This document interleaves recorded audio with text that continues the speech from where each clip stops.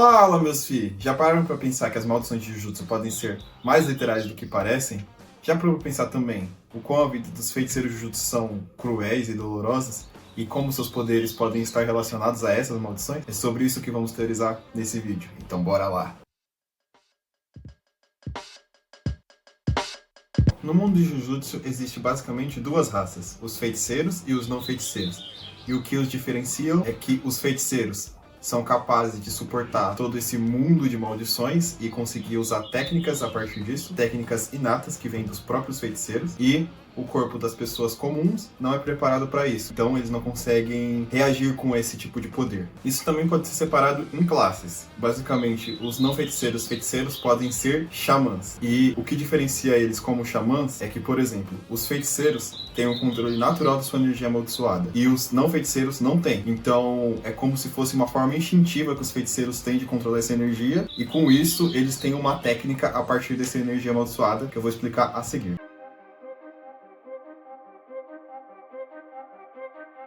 E o que é energia amaldiçoada? Basicamente, todo sentimento ruim, todas as coisas ruins que você sente, por exemplo, medos ou anseios, isso vai acumulando dentro de você como uma energia mesmo, assim como tem outras obras como Ki ou Nen, e isso se transforma em energia para ser usada.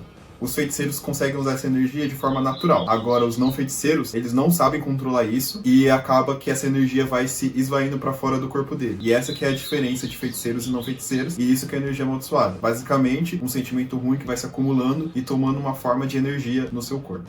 E basicamente, o que são os xamãs? Os xamãs são pessoas que conseguem controlar essa energia e, com o uso dessa energia, bolam técnicas. Se você for um não feiticeiro, você vai ter umas técnicas de uso comum. Agora, se você for um feiticeiro, possivelmente você vai ter uma técnica inata. E tudo isso é trabalhado com energia amaldiçoada para você combater essas maldições. Maldições? Pera, a gente não falou sobre isso. Então, agora a gente vai falar sobre maldições.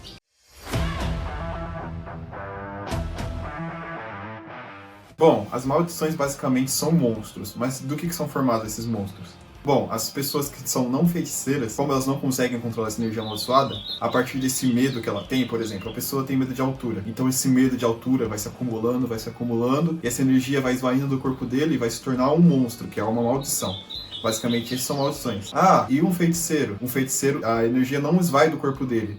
Então, como essa energia não esvai, ela não se forma, não forma uma maldição. Então, por isso que um feiticeiro não tem o risco de formar uma maldição. Todos que formam maldição são não feiticeiros. Ah, então você vai me perguntar, feiticeiros e não feiticeiros basicamente só trata de controle? Então, os não feiticeiros, se aprender a controlar a energia, são feiticeiros?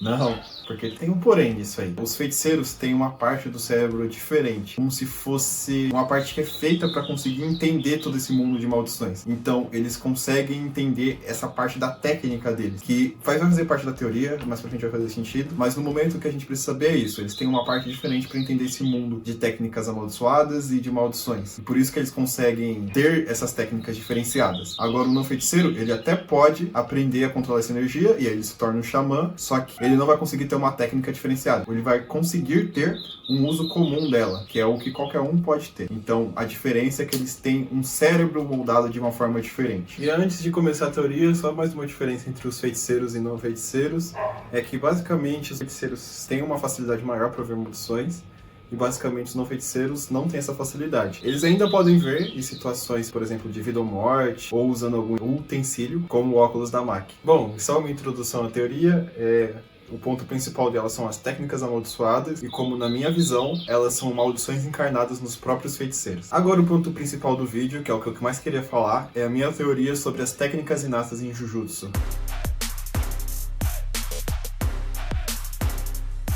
Na verdade, para ser mais específico sobre as maldições de Jujutsu, porque na minha visão as técnicas inatas dos personagens têm a ver com uma maldição. Por exemplo, como os feiticeiros eles não transbordam essa energia e não transformam ela em maldições, as maldições encarnam no próprio feiticeiro, tentando transformar ele na própria maldição. Vamos usar o exemplo do Geto. O Geto, ele tem o poder de espiral, ou seja, a vida dele e as técnicas dele vão ter a ver com aquela espiral, como se a maldição estivesse tentando transformar ele na maldição da espiral e ele tem que tentar lutar contra isso, mas isso é uma coisa que fica implícita, pelo menos na minha visão. Bom, explicando um pouco do poder do Getou, ele basicamente pega as maldições e retorce elas em espiral, transformando eles, reduzindo eles ao vórtice da espiral e conseguindo os devorar. E basicamente o que acontece na vida do Getou é isso, ele vive em uma espiral, até chegar no fundo daquela espiral e ser devorado pela própria vida.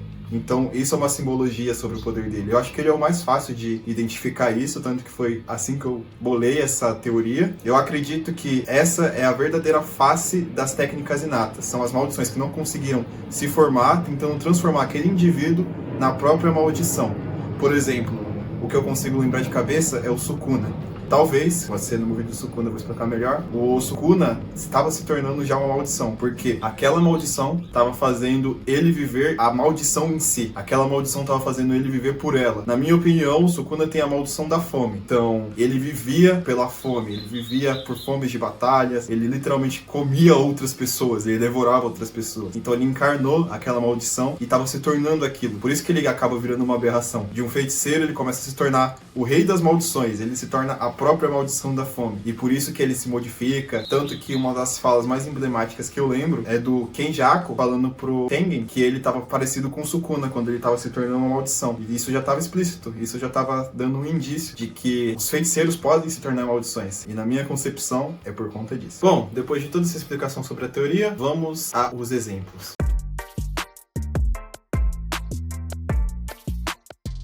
Vamos pegar aquele exemplo do medo de altura. Vamos mudar, né? Vamos colocar como acrofobia. E isso ia ser a sua maldição. Se você fosse um não feiticeiro, basicamente isso sairia de você, essa energia amaldiçoada, e se transformaria numa maldição, que provavelmente teria o poder de bater em você e te arremessar do céu diretamente, ou se teleportar pro céu para você cair. Ou alguma coisa relacionada à altura. E se você fosse um feiticeiro, em vez disso se tornar uma maldição, você teria essa técnica que era da maldição. Como se em vez dessa maldição sair, ela ficasse presa no seu corpo e encarnasse em você, tentando te transformar nessa maldição. Então, basicamente, se você fosse um não feiticeiro, você ainda ia viver, por exemplo, você não ia viajar de avião, isso ia te impactar, toda vez que você fosse para um prédio alto, você teria muito medo. Sua vida teria vários desses tipos de situações onde te colocaria com essa acrofobia. E se você fosse o feiticeiro, ia ser a mesma coisa, só que você teria uma técnica para você conseguir lidar com isso, ou para conseguir acelerar esse processo de se tornar uma maldição.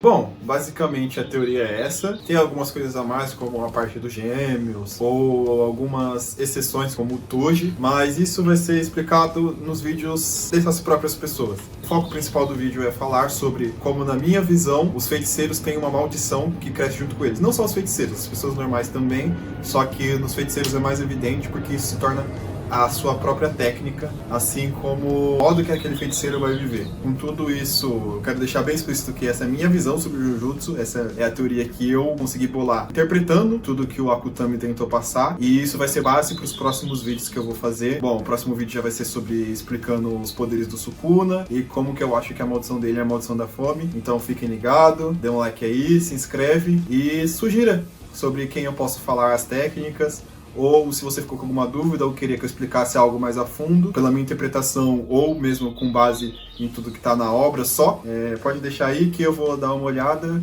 e vou seguir o feedback de vocês. É isso, falou! Vai!